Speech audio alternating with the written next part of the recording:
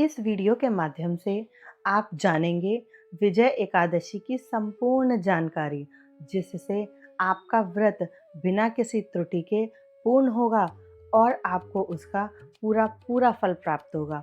जैसे विजय एकादशी कब है और क्यों रखनी चाहिए, विजय एकादशी का महत्व एवं उसका महात्म यानी कि पौराणिक कथा, विजय एकादशी को रखने की सरल विधि और उससे हमारे जीवन में मिलने वाले फल एवं विजय एकादशी का पालना विधि और उसका सही समय।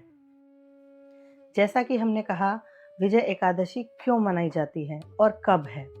विजय एकादशी इस बार 13 फरवरी को मनाई जाएगी, लेकिन 12 तारीख की दोपहर से एकादशी शुरू हो जाएगी, 13 को रखी जाएगी और 14 तारीख को इस एकादशी का पालना किया जाएगा। रखना क्यों जरूरी है?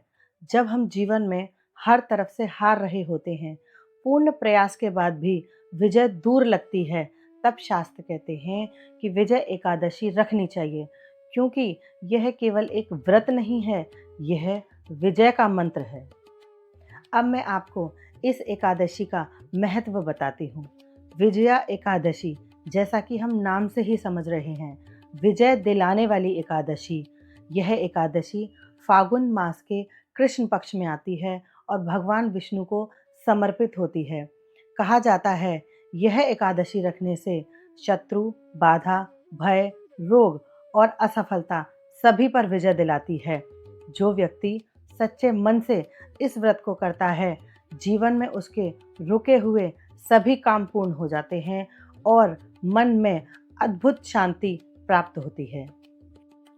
अब हम विजय एकादशी का महात्म्य यानी कि पौराणिक कथा जानेंगे। त्रेता युग की बात है। भगवान श्री राम भैया लक्ष्मण के साथ सीता माता की खोज में समुद्र तट पर पहुंचे। अब समुद्र पार किए बिना लंका तक पहुंचना संभव नहीं था। भगवान चिंता में पड़ गए। तभी ऋषि बगदालव्य जी ने श्री राम से कहा, राम, अगर विजय चाहिए तो आपको विजय एकादशी रखनी चाहिए। भगवान श्री राम ने विजय एकादशी का व्रत पूरे विधि विधान से किया। फलस्वरूप समुद्र ने रास्ता दिया, समुद्र पर पुल बनाया गया, लंका पर जीत मिली और अधर्म का अंत हुआ। इसीलिए इस एकादशी को हार पर जीत दिलाने वाली माना जाता है। अब मैं आपको विजय एकादशी को रखने की सरल विधि बताती हूँ। एकादशी से एक दिन पहले दशमी को आप सात्विक भोजन करें और संभव हो सके तो सूर्य उदय के बाद भोजन ना करें। मन, कर्म और वाणी तीनों को शुद्ध रखें। एकादशी वाले दिन प्रातः स्नान करके स्वच्छ पीले वस्त्र धारण करें, विष्णु भगवान का विधिवत पूजन करें और उन्हें तुलसा दल अवश्य अर्पण करें। ओम नमो भगवते वासुदेवाय मंत्र का जितना हो सके पूरा दिन जाप करें। व्रत फलाहार या निर्जल, ये आपकी क्षमता पर निर्भर करता है। अगले दिन द्वादशी को ब्राह्मण को दान दें या किसी जरूरतमंद को दान दें। पारण के बताए हुए सही समय पर पारण करें। पारण का समय होगा सुबह 7 बजे से 9:14 तक। अब मैं आपको विजय एकादशी से मिलने वाले फल के बारे में बताऊंगी।